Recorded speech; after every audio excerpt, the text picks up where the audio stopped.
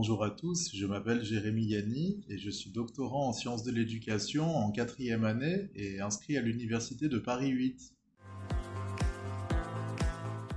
Donc mes travaux de recherche se passent aux Philippines, qui est un pays d'Asie du Sud-Est, et j'essaie de comprendre ce qui pousse des personnes à changer de religion, donc à se convertir à une dénomination évangélique. Et donc mes travaux de recherche en fait portent sur les reconfigurations politiques et religieuses dans l'archipel des Philippines. Ils font suite à une actualité politique qui était celle de la guerre contre la drogue menée par les autorités philippines depuis 2016. C'est une guerre contre la drogue qui a été menée, qui a touché beaucoup les classes populaires.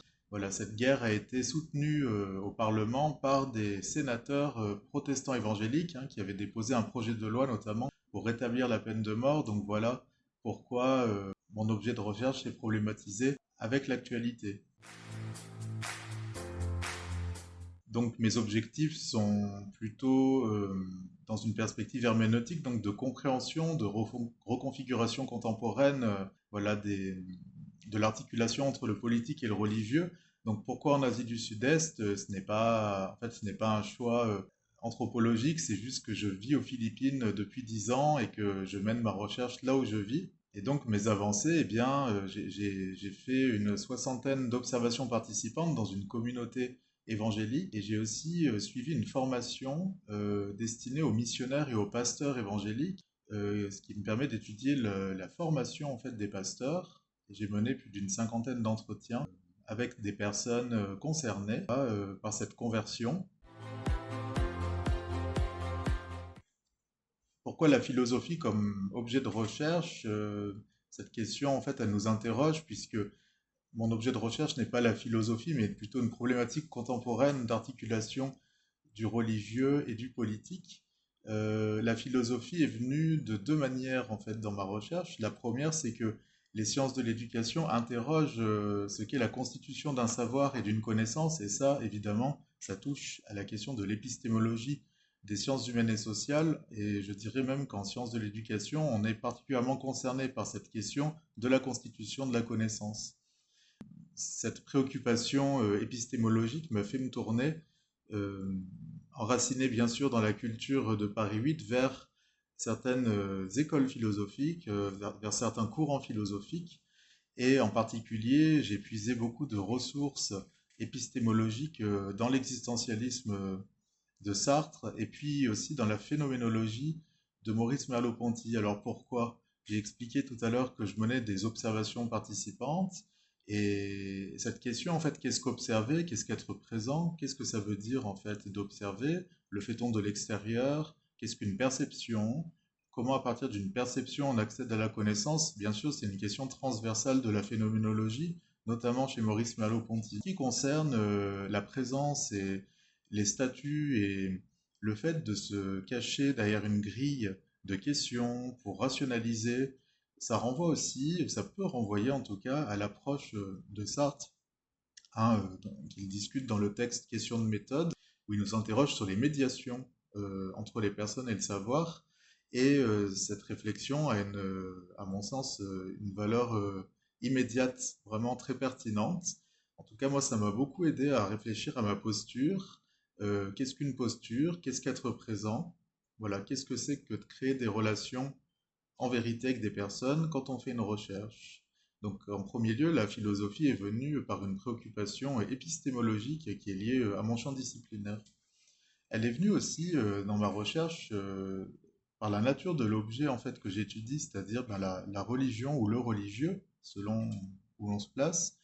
Euh, Évidemment, cette question, elle a été fortement décortiquée et disséquée en philosophie.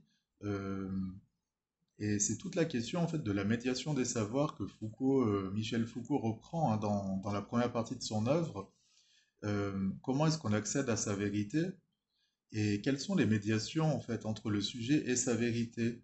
Donc évidemment, en étudiant les pratiques et les discours religieux, il était inenvisageable de ne pas développer une perspective philosophique pour l'étude des médiations entre le sujet et le savoir et entre le sujet et sa vérité.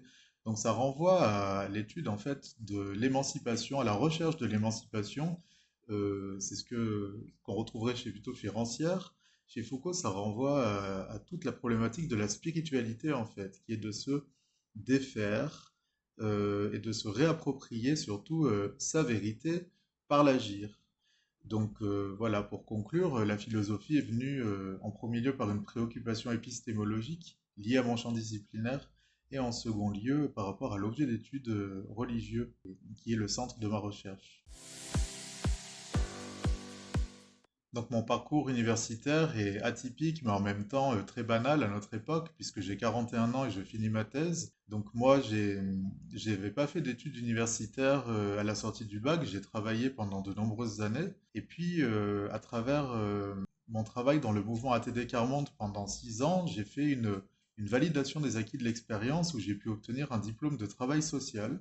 Et je me suis ensuite inscrit en licence en ligne à l'université de Paris 8 parce que je vivais aux Philippines. Et donc j'ai enchaîné avec le master en sciences de l'éducation. Et puis j'ai décidé d'approfondir en thèse de doctorat.